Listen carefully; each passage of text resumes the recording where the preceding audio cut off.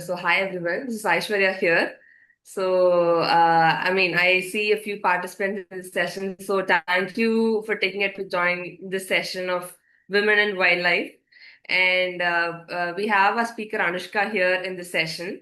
I'll ask Shraddha to give an introduction about Bunti, what Bunti does, and probably I'll set the context and we'll have the speaker introduce herself. Shraddha, would you like to start Yes, about yes. Bunti? Yeah. Thank you, Aishwarya, and thank you, Anushka, for doing this. So Bonte is an initiative that I started for students, particularly from Assam, to help them find opportunities, not just related to studies, but in general regarding career as well, because a lot of time due to, say, language barriers or not being able to access to a lot of, there are so many things they are missing out just because they don't have the right guidance. So I guess I started the initiative regarding that very reason. Thank you, Shraddha. So I think your initiative has led us here, and now we have Anushka with us to share her, knowledge and experience in her sector. So Anushka, we feel that it's better that we have you introduce yourself because I think that would do the justice. So yeah, can you please introduce yourself? What did you do as an education? What are you currently doing right now? Yeah, sure. Hello, everyone. Hi, Shraddha. Hi, Aishwarya. So we have been speaking to each other online the last few days. So I'm Anushka. I work as a project officer in the Elephant Research and Conservation Division of Aaranyak. So Aaranyak is basically a wildlife conservation organization, which is based in Guwahati. The head office is based in Guwahati, but we have been doing research across Northeast in different parts of Assam and Northeast, and we have also extended our work to Eastern India currently. So I am mostly associated in working with elephant ecology, like understanding elephant habitats, elephant movement, and corridor assessment. However, a part of my work also involves human-elephant conflict mitigation. So there's a ever-growing problem of human-elephant conflict in different parts of Assam. And also in Meghalaya. So I'm mostly associated with conflict mitigation in the Western Assam, and it comprises the districts of Udalguri, Baksa, Tamulpur, Gwalpara, and parts of Garo Hills of Meghalaya. So it's been over 3 years I'm associated with Aranyak, and before that, I was primarily working with primates. I was looking into different behavioral aspects of macaques in Kerala. So it was a collaborative project of Adam Mickiewicz University, which is a old European university in Poland, and Mysore University. So it was for a span of 1 year. And prior to that, I did my master's in wildlife sciences in Cotton University in 2021. So that's it. Thank you, Anushka. Thank you. This actually justifies like why you are the right person to have this conversation with. I'll probably set how this 30 minutes or 40 minutes is going to be. So this particular session is going to be conversational. So wherein I have divided this session into like three, four segments. Like one, we'll just get started initially like with general questions, and then we'll move on to the problem, the human animal conflict, how people are approaching it and what mentality do people have around it in this segment. And later we'll move on to women and wildlife, which is the core theme of this session.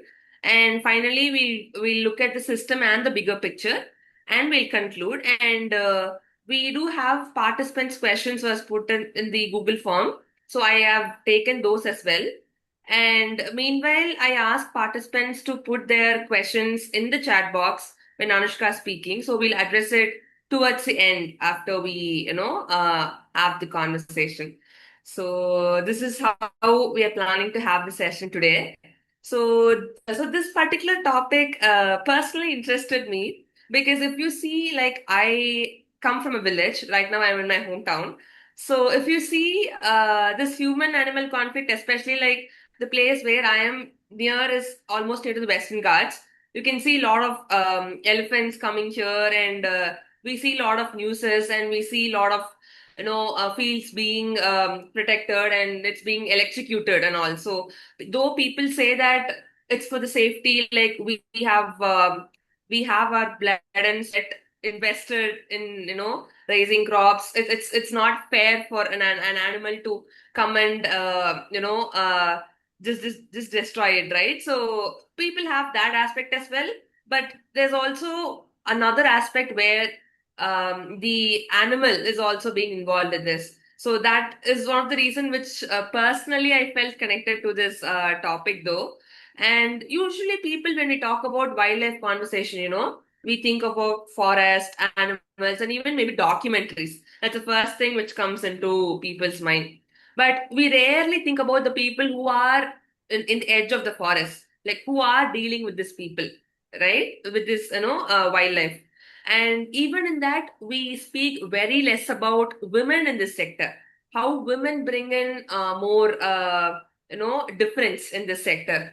So we are glad to have you here in this session, Anushka. So probably I'll just start asking the questions. You can share your knowledge and expertise based on that. So, participants, if you have any follow-up questions, as I mentioned, please drop it in the chat box. Shraddha is also monitoring the chat box. Meanwhile, I'll also monitor and we'll address it towards the end. So, Anushka, to begin with, can you tell us a moment in this field that really stayed with you? Like something that has captured what wildlife conservation actually feels on the ground instead of just looking at the documentaries or seeing at the papers. How does it actually look at you and what stayed with you in the moment? Yeah. So to start with, I would also want to trace back to my bachelor's when I was not that much intrigued towards wildlife as a child, as a kid. So I never Okay. loved dogs. I never loved cats. So but it was during my bachelor's when I was pursuing zoology as a grad student in B. Borua College in Guwahati. So we had a presentation that was given by Dr. Narayan Sharma, who is the assistant professor in the Department of Environmental Biology and Wildlife Sciences in Cotton University, which later became my department as well during my master's. So Okay. it was during my bachelor's when a presentation that he showed. It was mostly of, it was a part of his thesis that he did, a PhD thesis that he did in Morioni, in Gibbon Wildlife Sanctuary, where he studied different kind of macaques who Okay. that were co-inhabiting in the same space, and Mhm. they were partitioning their resources and space, and that's the reason they could co-inhabit in that same forest. So Okay. those behavioral aspects and those different feeding ecologies of the macaques at that point of time, it really excited me to pursue my master's in wildlife sciences. So that was the point, and soon after that I started an internship, and then it like eventually to this position. I never looked back. Apart from wildlife sciences, I didn't have any plans, honestly. So there was a uh, not a single experience or a point where I became very excited about conservation, or when I like dedicatedly thought that this is what I really want to do. There was not a single such experience, but it's a series of experiences that I had over the years. Yeah. Okay, thank you. Thank you for sharing that, Anushka. So, coming to present, as a project officer, how does your typical day in your life look like? So most of my job demands a lot of field work, actually. So in the last two years, I mean, not the 1 year, not the past 1 year since I became a project officer, I was initially appointed as a biologist in the division. So I had to do a lot of field work. So we have a vehicle of our own. But so we pack up all the things from rice to potatoes to a stove to a cylinder and everything, and we gear up ourselves with good pair of shoes, of course, and Yeah. that's how our journey starts. And so we, for a month, sometimes a week or 10 days. So most of my work, I used to like lay transects to, count elephant population at times, or assessing the corridors of elephants, the functionality of the elephant corridors. So those are the kind of elephant ecology related work. But one thing that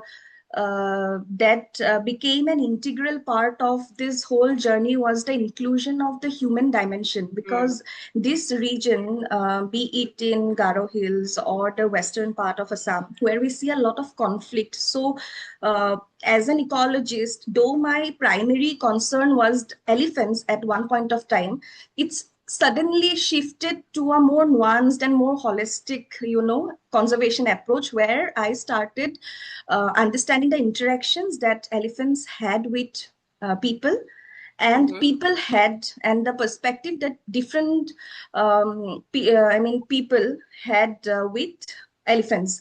So human elephant interactions became um,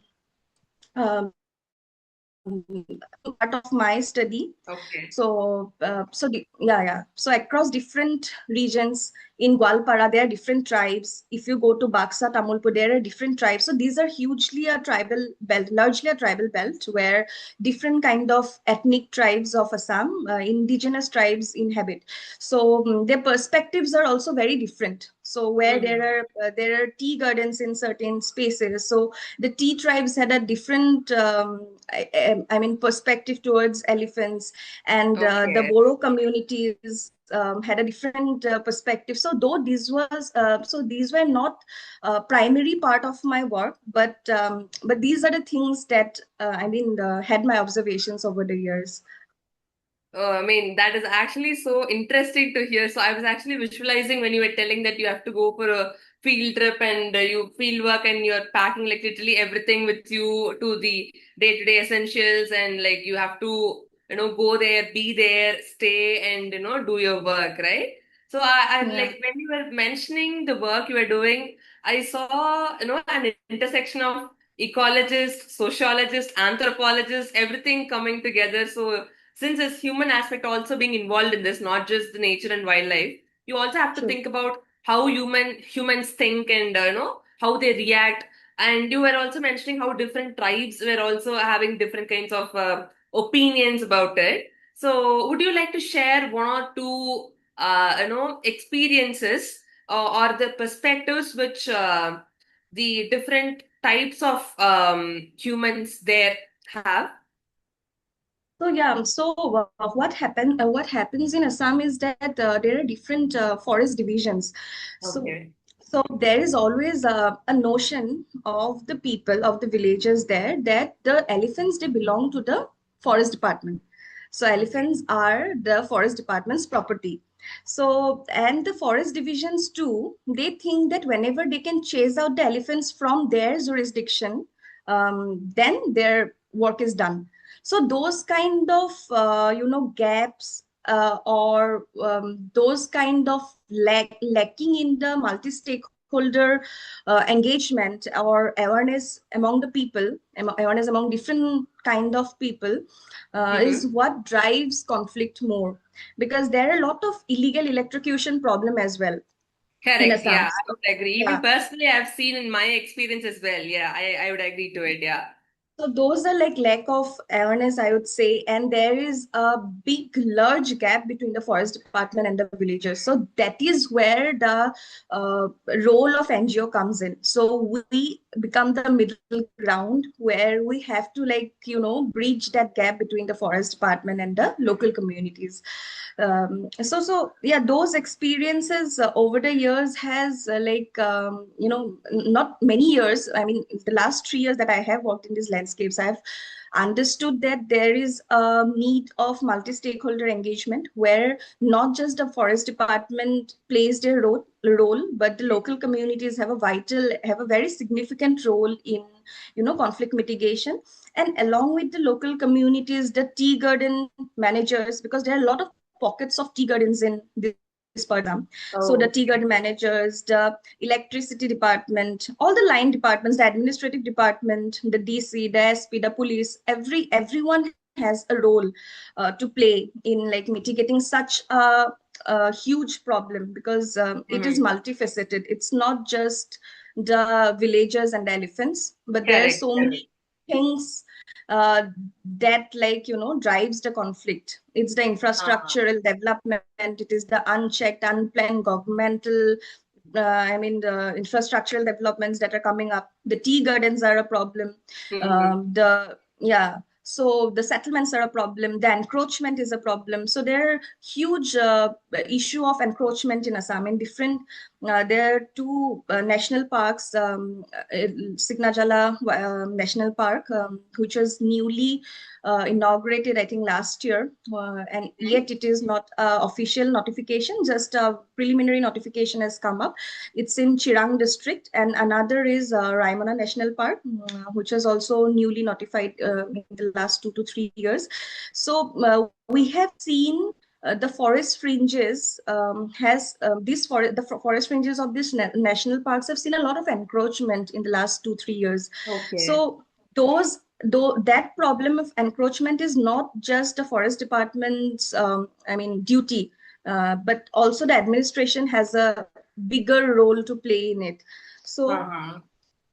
so that's one thing I think, to conflict mitigating, mitigating such a huge problem like human elephant conflict is not just it's not easy, it's very Yeah. challenging, and not just a set of researchers or just the forest department or just the local villagers can do something about it.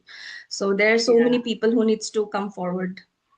Yeah, yeah. Like this actually reminded me of the series in Netflix called The Elephant Whispers. Like when you're Yeah, talking about like there's a series in Netflix called Elephant Whispers where I think this is taken in the part of Kerala where a yeah, couple they raise an elephant and though it is under the control of the forest department, like they take care of the elephant like their own child.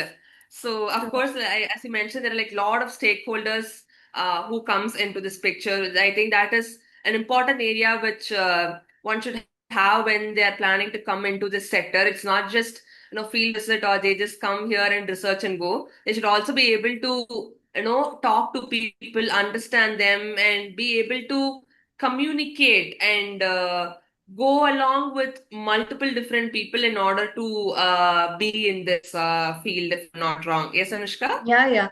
And I would also like to draw like one field story, one field experience that I had in Meghalaya.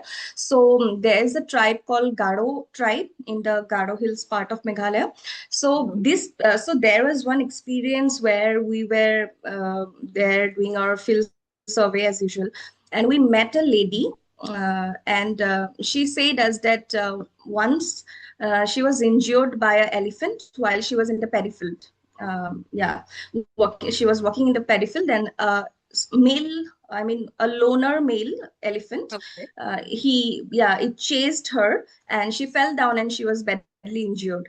Then we asked her that, since you were injured, did you report it to the forest department, and did you like claim for compensation, because the elephants also fed on her crops. So Uh-huh. it's usually when you are injured or when your crops or property are damaged, you can claim for compensation to the forest department. And the lady, it was really, interesting that the lady did not apply for compensation. And when we asked why did you not apply, then she was like, because we have this belief that elephants can listen to whatever we talk even in the houses. So Oh. if we talk between our family members that we are going to apply for a compensation, elephants will hear this and they will come back and attack us again, or they will come back and damage our crop fields. And she also mentioned that I have seen a lot of people also worrying about, also having concerns about the environmental degradation, that these elephants Exactly. do not have enough to eat. These elephants do not have Correct. enough to eat in the forest, and that is the reason why these elephants come out to our fields That and feed we have on the encroached crops. their area and they are coming into our Exactly. fields. Yeah. Yeah, so this kind of spiritual beliefs at times that they have towards elephants, because people, I mean, they see elephants as Ganesh, and just like people see spiritual times, this kind of environmental concerns that these people have, despite encroachment, despite whatever, but these people do have this concern that these elephants do not have like a natural forest to feed on. So this kind of environmental concern, this kind of spiritual belief at times help us in, human elephant coexistence, not just human elephant but human wildlife coexistence. So I think these nuances are very important, that we these field nodes are very Mhm. important to see a bigger picture of conservation. Yeah. That is actually, something which I unexpected. Like this is unexpected. Like people have this kind of notion, and it's good in some way as well. Like as you rightly mentioned, yeah. Yeah. Mm. And these are the same people who also electrocutes elephants, right? Through Yes, illegal electrocution. correct. They put live wire fences to protect the crops, to protect the peripherals. So there are one set of people who does this. Correct. Again, there are one set of people who does not even apply for the basic compensation. Correct. So every day is a new day for us. So we come across different kind of opinions, different kind of perspectives, and you cannot draw a pattern to it at Mm. times.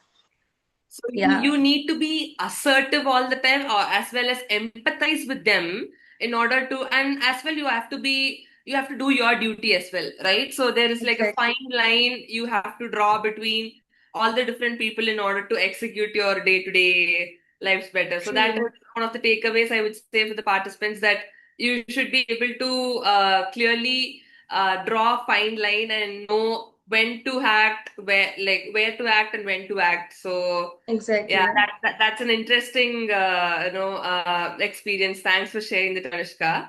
And when it comes to the root causes of these conflicts, do you think these are ecological, developmental, or even policy related at sometimes? Where do you think the root cause of these conflicts are, according to your perspective? So yeah, so in if you see in a bigger picture is of course the ecological changes that we have been witnessing, be it global warming, the big words of ecology. But the direct factors and the underlying factors are very different. It's the people. It's mostly anthropogenic, so it's all human driven. The human manipulated landscapes that has come up, the settlement, as I say, the unchecked, the unplanned infrastructural developments. Even Mm-hmm. if you like plan any kind of infrastructures, even if you plan a big highway, but one needs to go through a proper environmental investigation, that if it's going to impact the wildlife of that particular region. So when I said that we underwent corridor assessment work in different parts of Assam and Meghalaya. So during one such experience, we found that all major elephant corridors in Garo Hills has a highway now. So can you Mm-hmm. imagine, those corridors are protected as per, I mean, a WTI, Wildlife Trust of India, did a survey and has demarcated those as elephant corridors, and now we have a big highway in those corridors. So Okay. how can you expect, like, what do you expect at such a point? Elephants now, I mean, elephants remember for generations after generations. They tend to remember their, roots. Uh-huh. So elephants still do come, and now they see a big highway in front of them, and that's how conflict happens. So Correct. their roots are now diverted to a village. Their roots are now diverted to a paddy field, and there are big colleges, universities, because these universities and colleges need a big campus. So those, I mean, where forests earlier, those are habitats of elephants, and now are like human habitations. So those I think, though ecological issues are there, like in Western Assam, it's a Bhabar Terai belt where it has the characteristic where there is like the rivers are very dry. So there is Okay. water scarcity problem there. So those ecological concerns are there, definitely. Okay. But Okay. but coupled with it is the anthropogenic issues. Okay. The Yeah, so there are a lot of infrastructural developments in Bhutan as well. See, now this has become a transboundary issue as well. So a Correct. lot of infrastructural developments in Bhutan has stopped free elephant movements between India and Bhutan. So Okay. this has diverted the problem again to the villages of India. I Mhm. mean, towards Baksa, Udalguri, all these villages in the Indian part seized the conflict. So I mean, this issue is too big to say that it is only ecological issue that drives the conflict, but there Okay. is anthropogenic issues and policy making as well, just like I mentioned. So yeah. Yeah, okay. Thank you. So probably in the interest of time, I'll just have two more questions from my end and I'll go to participants' question. So I do have like two, three participants' questions with me at this time, but if you have more participants, please do put it in the chat box. So coming to the core of this session, so women and wildlife. You were mentioning that you go on a field trip and all.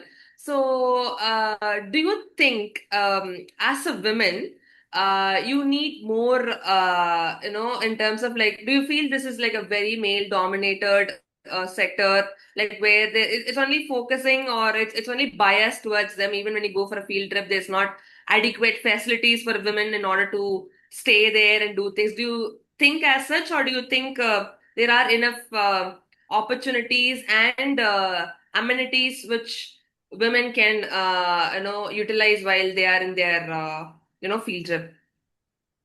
Yeah, so there is always this bias when it comes to recruitment, because Yeah. when you need a biologist, there is always this biasness that one recruiter always has it in his mind, because once he recruits a female, he needs to be very, like, alert whenever she goes out to the field. But if it's a male, those Mm, kind of logistic issues do not show up. So mm, I think those biases are already there, ingrained, I mean, in the system. But somehow, because since today we talk about women empowerment a lot, so institutions and organizations have come up with this idea of maintaining an equal ratio of women and male in all like sectors. And probably okay. that's the reason why I did not personally like found a problem in getting a job. But also, of course, I mean, that's just one part of like the recruitment, but you need I mean, proper education and Of experience. course, that is That's there. So nobody Yeah, is yeah. going to do just because Yeah, of but that, equality. yeah, Yeah. definitely. But that 5% of biasness I have always seen, I mean, in Okay. different, while working in different organization institutions, because it's true that it's very difficult and challenging when you go out to the field. It's also true. It's not like this biasness has come out of nowhere, but it's because whenever we are in the field, sometimes you don't get a proper, toilet, you don't get a proper sanitation. So Mhm. you have to like go to the river to take a bath. So such kind of Okay. situations are also there. And most of my field trips, I am the only woman with like 5 other male colleagues. So in those Okay. kind of situations, woman needs to, like, stay safe, take care of herself. But it has been a privilege in my case that I have always met good men, and I have always had the privilege of getting the bigger rooms, because Mhm. I'm the only lady in the group. So they gave me the good rooms, always the bigger Okay. room, always the room with the most comfortable facilities. So Uh-huh. that has been a privilege in my work life. But Mhm. yeah, it's a matter of concern at times, because even my family, they are concerned whenever I'm outside, whenever there is a no whenever I'm in a no network area. But luckily these days you get network everywhere you go. Yeah. Yeah. So yeah, so Yeah. this kind of concerns are there, but over the years I have seen a good number of women researchers coming up, and there is always maintenance of, like, equal ratios of men and women in every field. So yeah. Yes. Agree, 100% agree. So that is so nice of hearing your experience. So the last three questions we'll probably have it in rapid fire mode. So if you have to say one or two unique strengths which women in this field have, what would you say? One or two strengths which they bring to this field? So, since I worked a lot in behavioral ecology, I was looking into behaviors of macaques and elephants. I always, got this appreciation, and I always found that I always have seen that women have better observational skills, I would say, and that is the Yeah, reason why we have a lot of women primatologists, we have a lot of women wildlife biologists, because the observational skills are very, like, good. I don't know. I mean, I have yeah. seen that. I have seen that. Yeah. Yeah, okay. So that is so nice. So if you have to give one or two, mindset shift for the participants who is listening to this in this sector about conservation, what would you like to tell them? The one mindset Yeah. shift that you have about this. So firstly, one needs to have intention, a purpose. So before a job, before seeing wildlife as a job, it's very important that you see it as a purpose of your life. You see it as a passion, you see it as a dedication, because it's a very long process to get good money, to, Mm-hmm. get stability, which are the basic questions of today's generation. Yeah. So it's very important that you also see wildlife as a purpose of your life, not just Mm-hmm. as a job. And Okay. it's a very, but it's a very straightforward profession also, in the aspects that um, there are certain skills, and once you have that, it's Mm-hmm. easy to, like, go for different wildlife jobs. So I Okay. just since I mean, wanted to tell these points. It's very important for the students to know that first is, wildlife is not a crowded profession as of today. It's Mm-hmm. not yet a crowded profession. So if you have the intention, if you have the passion to do it, you can. But the only skills that you have to have is to go for internships, or to go for unpaid volunteering Mm-hmm. works as well in your early career, just to get hands-on training. Because it's not just your mark sheet that counts in this field, but it's also the hands-on training that you have, it's the observational skills that you develop, and it's the Mm-hmm. experience. So it's important that you get such courses or internships where you can skill yourself, equip yourself with, hands-on training, be it like how to lay a transact, how to monitor elephants or any kind of wildlife, how to put a camera trap. So this kind of tools and techniques usually helps you Point to to get good that. jobs Yeah. in wildlife. Yeah. So, purpose comes first, and then you should have internship experiences and the observational skills is to summarize what you have mentioned. So, thank you, Yeah. Anushka. So, now probably I'll take the questions from the participants. I have like two questions, and there's one in the chat box as well. Since we have like almost 5 minutes, we'll try to accommodate as much questions as possible. So, the first question is.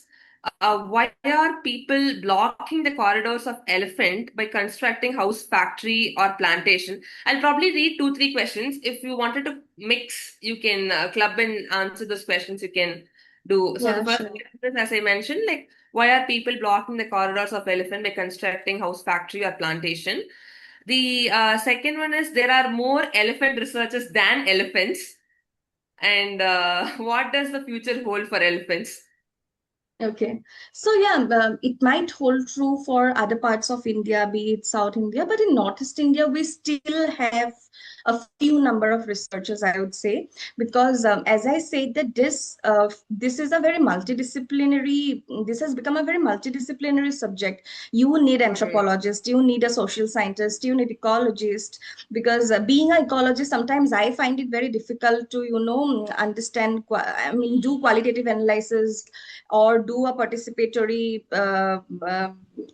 or a focal group discussion, or a participatory questionnaire. So I need a social scientist at that point of time. So Uh-huh. and a social scientist at times might need an ecologist. So it's a very multidisciplinary subject. So no doubt how many number of people comes up, it's always less when I see the, how huge this problem is.